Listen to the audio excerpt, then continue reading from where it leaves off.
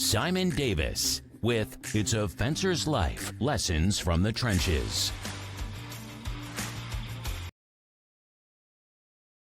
G'day, how are we all today? It's Simon here and the Profitable Fencer, and this is A Fencer's Life, Lessons from the Trenches. And this is a big thing that I wanted to talk about today, was how to hire fencers and contractors. It's at the end of March 20, and one of the big topics that I'm seeing on all of the Facebook groups and TikToks and things like that, there's a lot of sole traders out there working for themselves, and there's a lot of sort of teams out there that are constantly trying to find new employees and subcontractors. And for some reason, since the demise of the world with COVID and everything else, fences seem to have dropped off the face of the earth, and it's quite difficult to find new talent and hire new people that are skilled and that actually want to come in and work in our area. So with all the regulations that are changing all the time, and sometimes can be quite depressing that you can't find blokes in a good period of time, and they know what they're doing. So one of the things I've put together today is a list of 8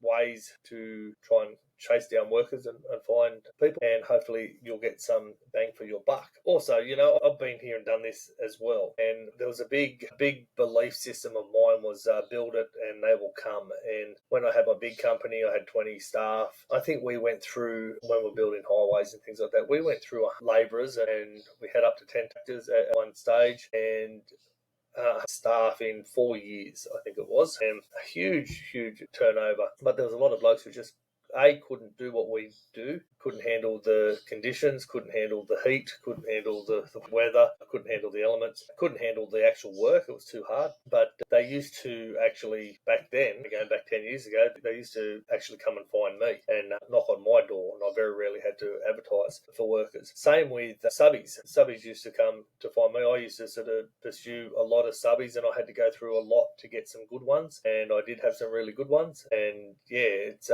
you've got to set the ground running for them. So let's dive into it. Finding the perfect employee seems to be like finding a needle in a haystack at the moment. So we've got 8 ways that I've put together at this stage, and some of them have been tried and tested and used by other companies as well as mine to find different people. And I'm in the same boat. As I said, there's me and another fellow working at the moment. I could do with another 2 or 3, and I'm like everyone else. We all whinge and whine and carry on, so we can't find workers and blah. But when it comes down to it, when you really have a look at it, we're not doing a lot to actually help ourselves find workers. So let's dive in. So leveraging your network is number 1. So this is, for me, is a big one. You've got to exhaust your contact list, your own contact list. So that's family, that's friends, that's relos, that's, anybody you come into contact with. I quite constantly have conversations with other trades and see where they're at, and talking to them about workers, and seeing, tell them that we're looking for workers and put our names out there and about the place. There's a huge benefit if you can share your values and your mission statement, or your mission for your business, and growth with your family, friends, and your colleagues. And there might be somebody out there that they know that might be just a right fit for your position and your job. Also we hit up the social medias to find relevant people as well, and influencers, and talk to all your friends on social media and say, if you've got 1,000 strong friend list on social media and you put it out there that you're looking for some blokes that could come. One of my things, I was playing a game on the PlayStation one day, in an interactive game, and I was talking to a fella, and he basically heard that I was talking to another mate about a job, and he put his hand up and he came up and started working for us for a while. Unfortunately, didn't work out for him, but I dragged him out of Newcastle to have a job, and it was just by having the conversations with different people and talking to different people. So leveraging your network is number 1, and probably the most crucial. Okay, so you will have a very big network, especially if you're in a small country town. You'll have a huge network of people that are around that know everybody, so that's a really big thing. I do have all of this on a PDF too, so if you need help later on and you want to reach out to me, that's great. Just reach out privately and we can have a chat and move from there. Making use of job boards. This is one that I don't do, but I believe this would be really good. I've been thinking, and when I say I don't do it because I'm lazy. I just couldn't be bothered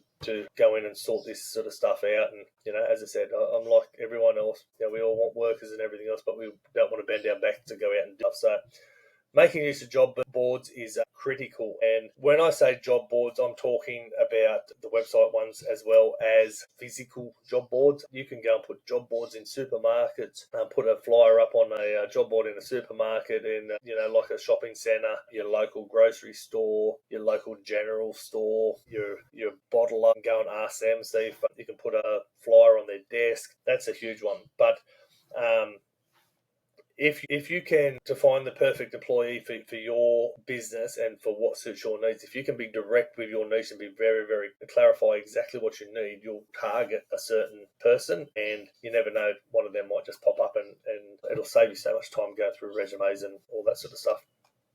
But the big ones online are Indeed in Australia, Monster, and Seek. These may cost you a little bit of money to put an ad on, but if you just go on and Google Indeed employment, Monster employment, and Seek employment, and have a look through them, scroll through those, have a look, see if anything of those suits you. You can actually look for those, even just on those, and see what businesses are running already that are looking for workers. Especially here in my area after the floods and everything else, there's so much sort of work happening, and I don't know what the reasons are why we haven't got workers. I've got no idea. I don't know if there's because people have moved away or because there is so much work that everybody's already taken up.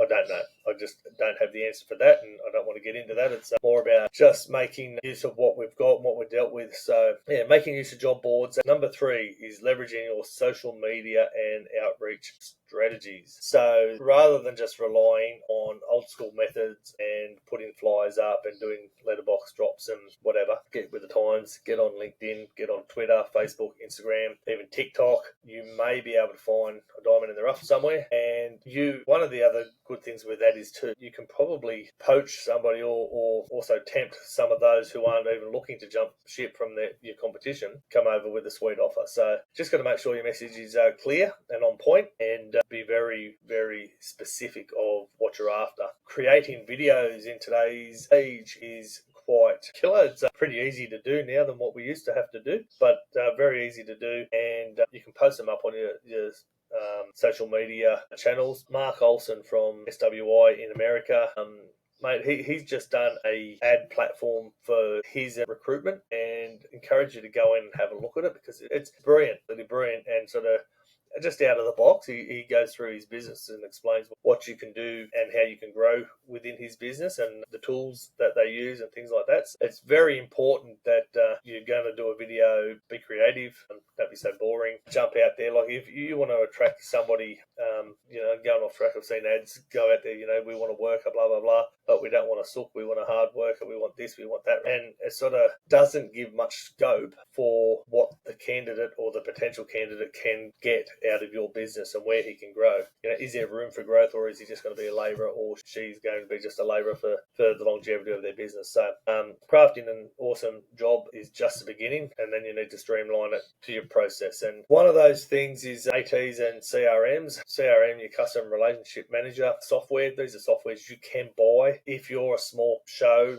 2-man show, 3-man show, I'd probably would not go down that track, and only for the fact that having some of the softwares can be quite expensive. But if you put all your contacts into a CRM that are potential, then they will be saved in that software, and then you can contact them as need be, or you could scroll through them, you can message them through them, you can email them, and everything is saved in one thing. So it makes life a little bit easier, and hopefully you'll find the best possible candidate from there. So that's what we got 3. So first one, leverage your network. Second one, make use of job boards. Third one is leverage your social media. Don't be afraid to put your mug on camera and get out and have a bit of a go. Mate, if my mug can do it, I'm sure your mug can do it quite easy as well. So number 4 is recruitment agencies. Hear this one.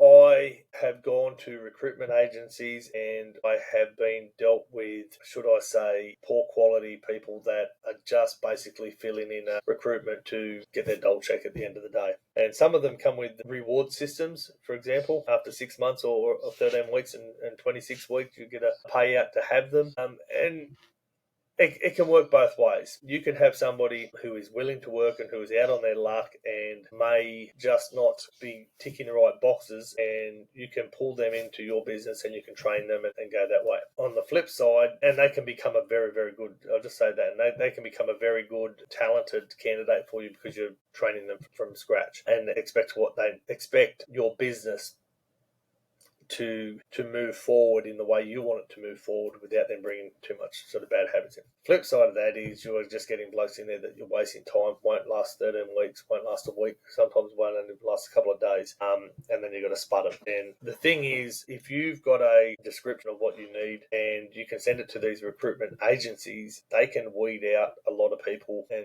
before you even get to an interview period or an interview stage, I have been using Tersa lately in Lismore and been going through a lot of those candidates, and so far I have had some issues with some of the people that have been sent with me, so I've had to refine exactly what I'm after. And since then, even some of the resumes that have been sent to me before, just for me to screen, do a few phone calls, do a few reference checks, they haven't even worked out, so it's been a bit of a waste of time. But if you can get these people to do some heavy lifting for you, then they will chase for you, and you'll get resumes on your desk that may help you out. So that's another one. Again, it's like finding a needle in a haystack, but sometimes you may find gold. I had a fellow who ended up being one of my best employees who actually walked in off the street for me one day in desperate need of a job, and I'm a very face value sort of person, and when we were in the office and I wasn't around, I was on job, and I came back in and met this fella and I went, oh, not my cup of tea, it just doesn't suit our mould. Anyway, we had a chat. I decided to give him a start, and he ended up working with me for 12 years. One of the best blokes I ever had, and still to this day is one of my best friends now. So there's merit in having a description of what you need and what you require, but also letting go of your own in-house prejudices. So as I said, recruitment agencies for me have been a big thing where, and for a lot of people, I hear it all the time. A lot of people say, oh, you're just wasting your time. It's not worth it. Not worth the hassle. But let go of your own prejudices and see, you may get a good fit for your company or for your business. I think that was 5. Number 6 is hire trainees. Now, this one I have done quite a lot of. I've hired trainees because as a fencing industry in Australia at this stage, we are not qualified as tradesmen, so we don't get to have you doing rural. It's not even in the picture at this stage, which is a shame because I think one of the things that we have as fencers all across the board, whether you're residential, commercial, civil, rural, we have such a big need in society to do what we got to do and to help people with their security, privacy, livestock, perimeter containment fences, things like that. There's such automations. We do so many trades like quality work, but if the case comes that we become a trade, then we would, instead of saying hire trainees, we would be then saying hire apprentices. So hire trainees, as I said, I've done this quite a lot, and I really liked it because I had people come to me who were keen for a job straight out of school. You can go on to high schools, you can go do 3 or 4 high schools in your area, go and talk to the principal and say, look, this is what I'm looking for, blah, blah, blah. Is there an information night that you're having for year 10 leavers, year 12 leavers? Can we go down that track and have a chat? One of the big things about the traineeships that I liked when I used to put them on was a building cert 2. So we would go through them. They would do a lot of things, but I would then sort of to other builders as well for some of the stuff that I didn't do personally, and they would learn that way. But it was such a good thing. It was a traineeship and apprentice wages were sort of a cheap alternative, but not so much the money wise. It was more about getting a young fella who's never worked or a young girl who's never worked, putting them into your business and teaching them the way you want things done. And that has a big plus. There's been a lot of things that I've had kids come up and they can do this, they can do that, but they don't do it the way you want it done, and it frustrates the hell out of you. So getting a young one, teaching them the way you want it to be done will have big benefits for you, and it's a win-win for them as well because they get a chance to learn and grow. They get a chance to you're getting a chance to shape the minds of tomorrow, the people that are coming up in our society, and we all have seen where things seem to be heading up with our younger ones at the moment. So getting them out, getting them working, getting them to have a go, especially as a young age before they can sort of hit all the party stuff, and and everything else, it seems to sort of have a really good bonus. And some of the blokes I've trained, a lot of them stayed with me for, after 12 months, let's say, for another 6, and then they'd sort of move on to do their own things. Some of them now still do fencing on the side and have nice cushy jobs, but they go out and throw fences up on weekends and things like that, and they're doing a fantastic job. So that's really great. Professional organisations is the next one, and if you want to find out where the next fencing superstar might be for your team, you've got to go and talk to other industries, especially within the fencing industry. So I talk to suppliers, I talk to other fencers in my area, I talk to the Fencing Industry Australia, have a chat to them, you attend events, you shake hands, you swap business cards, and you put your charms and graces on, and you just don't know who out there is listening and who out there is watching, and you may get an absolute superstar. Again, in my own personal experience, I was with a supplier one day, and she heard that we were looking for a new person for our business, and her husband at the time was looking to get out of his career that he was already in and been for 12 or 13 or 20 years or whatever, and he jumped ship over, worked with us for a long time, and again, another great fit for our company, and very, very hard worker, and it was a really good blessing for us. So again, hit your professional organisations. Your networking is absolutely key. If you go to trade shows, things like that, I used to actually have a stall at Primex in Casino many, many years ago, and throughout that 3-day event, I would not sell a fence at all. I had all my stuff sort of set up there, but I would not sell a fence there at all. But I would gather names and people and talk to probably 200 people, and I would probably sell 40 fences out of that over the next 6 months from those contacts that I've had. So those professional organisations where you can get your name out, and that was for a sales thing, sorry, but this is for hiring. You go and talk to industry standards, join fencing conferences, HIA, MBA, things like that, for your master builders and your housing industry, and you go to events like that, and especially if you're doing CPU points, which we don't have to do as a fencer, just saying, but I've been invited to a few of those, had a chat,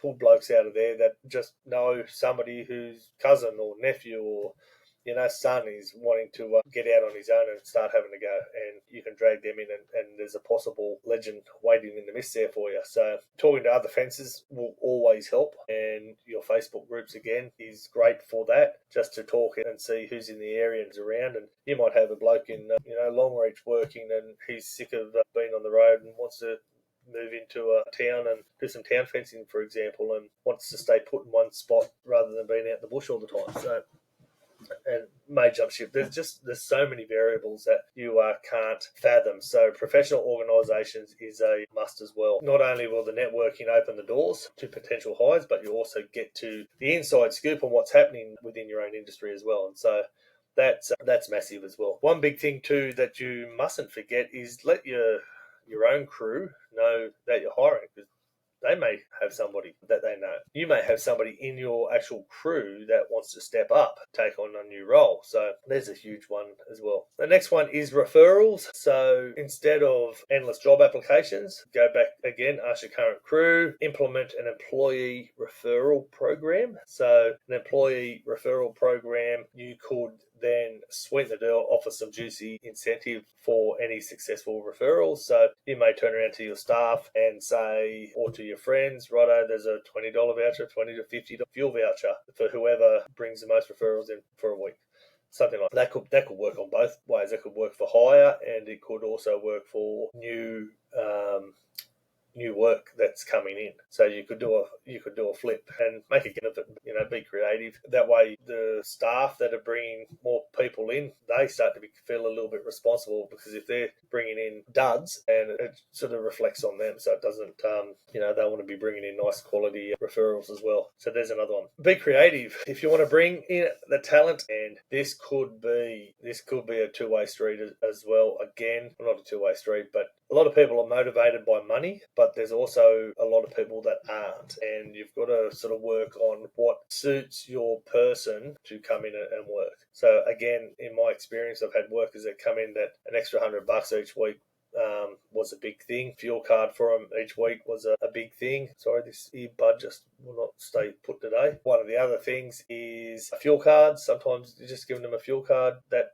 helps. Sometimes it could be just the flexibility of the hours. That may help. They may be having trouble in the morning getting up and getting going because they've got a house full of kids and they've got to sort out or blah, blah, blah. So they may need to start a bit later and finish a bit later. It may be that they need Mondays off, but they're happy to work Thursday to Saturday. There's a lot of things in there that you can sort of work out. Again, be creative, work out what is on offer for yourself and for your company. Work out your employer brand. You've got to make your company stand out from the crowd. So again, you can sort of spread this all over social media, ask your employees what they really want out, and then just basically dish out your benefits to suit. So for an example, could be an ad like this. Hey there, want to earn some sweet cash or gift cards? We've just got the deal for you. Refer your friends to work with us and get rewarded. It's not really a bribe, it's more like a win-win situation for everyone involved. But wait, there's more. We're just not looking for any old, we want the best of the best. So we've created a killer employer brand that will make our potential candidates drool. We'll show off our kick-ass company culture on social media, get feedback from our employees through surveys, and even offer competitive benefits and packages. Trust us, you won't want to work anywhere else. Keep those referrals coming, folks. So something in-house like that to get your blokes motivated, put it up on a board, and again, make a game of it. You remember the old calendars in the school? Joe Blow's got 3 gold stars and Mary Lou's got 2 or 6 or whatever, and me, poor old Simon, never got too many stars. But anyway, it's those competitions, and the more stars you get at the end of the week or the end of the month, the winner gets something special. Might be a day off, might be a lunch out, a paid lunch out with their partner, or somebody they can phone a friend, take a friend. So things like that, being creative, getting your people out there, asking the questions is really cool. So to wrap things up, don't be too hard on yourself. Don't stress yourself out. Use a system, create a system for yourself that how you're going to structure your hires, how you're going to work out your hires, and how you're going to put them all around. We tend to hire. We tend to hire people when we need them rather than and being reactive, proactive. So when we sort of become reactive, we get a little bit under stress, and sometimes it's not real kosher for us. So it's about a long game for yourself. If you're branding your company right and doing things the right way, people will be attracted to your company with whatever vision you've got. That similar will attract similar. That is my belief. We always hear opposites attract, and I've seen that in my own company as well. If you can get everybody rolling the same way, your business will thrive, and you'll get people will believe that it's a good company to come through. And talking about that referrals and your networking, sports clubs, another massive one. Go to your sports clubs. I was wrapped up with a rugby league club for years, so as kids were coming through and leaving school and didn't have any work, they would come and work with me for a while. I used to put footballers on who would come from out of state to play football with our team and have no job, so I'd give them a job for the season or whatever. I remember I had 3 of them on one stage,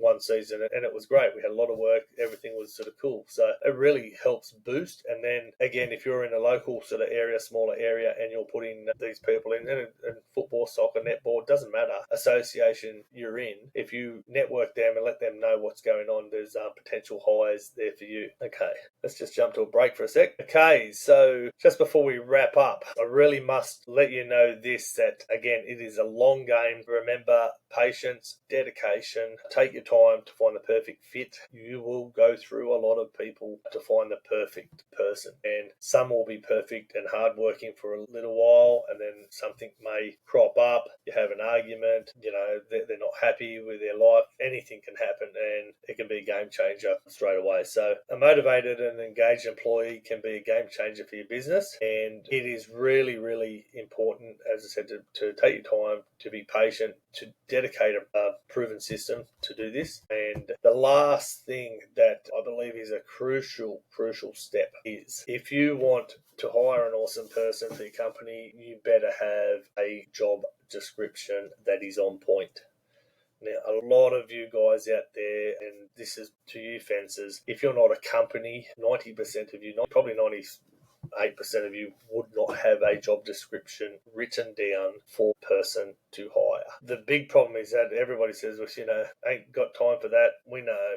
But if you seriously craft a detailed and accurate job description, that will be your key to success in hiring a really good person. You can't leave it up to chance. And, if you do, you could end up with a hot mess on your hands, that's for sure. And I've been through that. I've been through that plenty of times. We got to a stage where we were looking for workers. We just needed numbers, so we took numbers. And I have had blokes who've been 6'4", couldn't lift a shovel full of mud. I've had blokes who couldn't read and write, just couldn't do anything. There was one fella who the only thing he was good at was clipping wire off with a clip gun, even just a hand Maspro guns. That's all he was good at. Ended up taking me to court for a bad back. Just a young kid, and it was just they just didn't have the work ethic or values. And because back then I needed numbers and I didn't have job descriptions, so I do have job descriptions for everything. It is now something that is absolutely crucial in your line of business to have, because you'll have ask blokes to do things, or girls. When I say blokes, I just mean in general term everybody. You'll have people to go out and ask them to do something, and they'll turn around and go, no, that's not in my job description. No, I don't get paid to do that. And they'll just stop and look at you, and that will infuriate you, and you'll just go, what? And you lose your crumpet, and then there's a battle on your hands. So having a description that you're happy with, and that your prospective hire is happy with, and they know exactly what they're up for, you know exactly what they're up for, is like just advertising for your company's perks and pay. It's really good. Don't be afraid to put work times in, work pay, the award rate, whatever you're willing to pay. Don't be afraid to write it down to, even when you're advertising, people will come in and say, we don't want to write down how much it is, because, we might get a bloke we're willing to pay $40 an hour for, or $50, $60 an hour, and he's worth, 30. But if you're putting those things down, you've got to sort of stick to what you say and work that way. But if you're stuck in the past and the old sort of fashioned ways, and you don't talk about your salary or your benefits and things like that, you're just getting bypassed like a highway.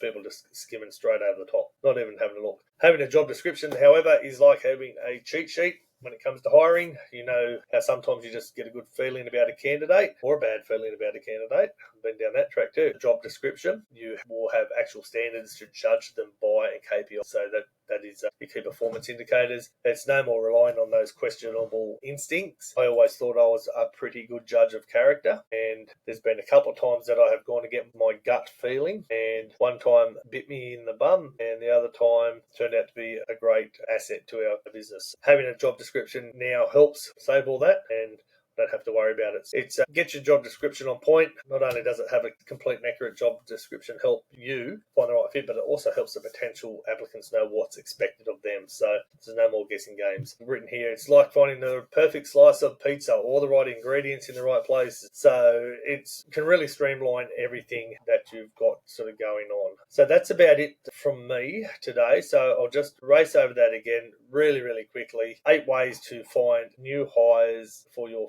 fencing business or your contractors is 1, leverage your network. 2, make use of job boards, both social, digital and physical, shopping centers, things like that. Leverage your social media, outreach strategies, LinkedIn, Twitter, Facebook, Instagram, even TikTok. Just get creative, get things out there. Hit up your recruitment agencies, give them a job description and a list of what you're looking for, what you want, and let them do some heavy lifting. There's a few of those around that you can do. Go to your local schools, to your football clubs, to your sporting fixtures, and you may get a young trainee that wants to come on board and learn, and you can train them there. Professional organisations, go and see them. Start rubbing shoulders with your own network people, your fencers, your suppliers, industry standards people. Go and see them. Fencing Industry Australia, reach out to them, have a chat.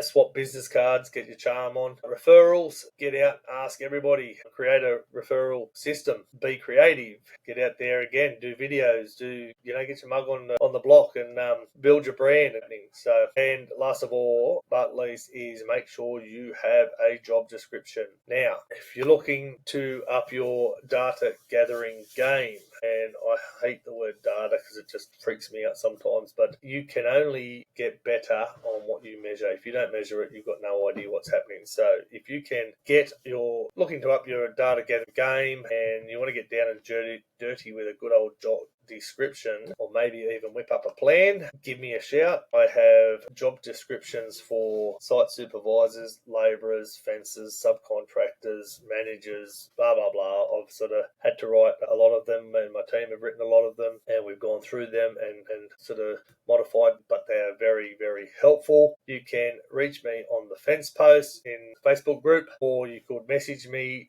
privately at the Profitable Fencer on my Facebook page. But that's where we're going to leave it today. I hope that helps you somewhat. It takes a little bit of time. It's not a quick fix. If you can be proactive rather than reactive, will happen for you a lot better.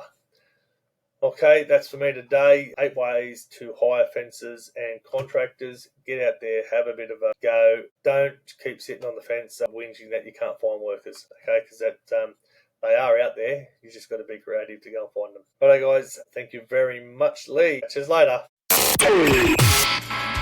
Thanks again for listening to the Fencer's Life podcast. Be sure to follow on Twitter, Instagram, or the free Facebook group, The Fence Posts. And of course, Simon's personal Facebook, facebook.com/Simon M. Davis 1. And also check out Spotify to get weekly episodes. If you believe Simon can help you make a difference in your fencing business, please reach out to him on Messenger or visit his coaching mentoring site at theprofitablefencer.com. Until then, stay safe and happy fencing.